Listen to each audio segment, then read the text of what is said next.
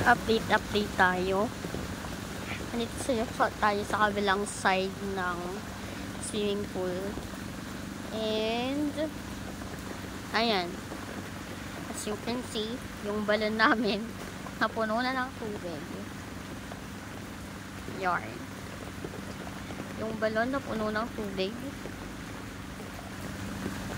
Sa kapitbahay ay ayon na ang tubig.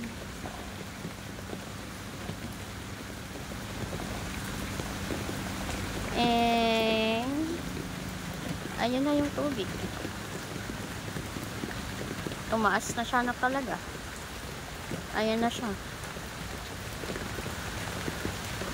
Konti na lang. Malapit na siya dito sa may balon.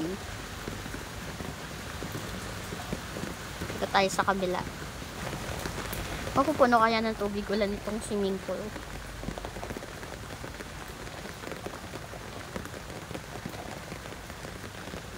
Ayun si tatay. Bababa siya dun sa kabila. Sunod tayo.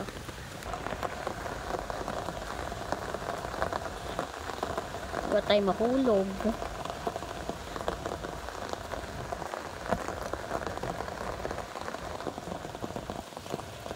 Tayo dito. Tignan natin.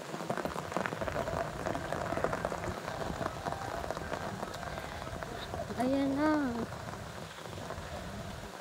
Oh no! Ayun na siya. Lubog na talaga yung mangga.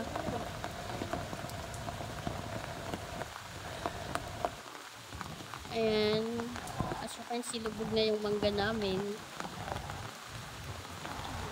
Ayan na siya. Ang laki na naman ng tubig.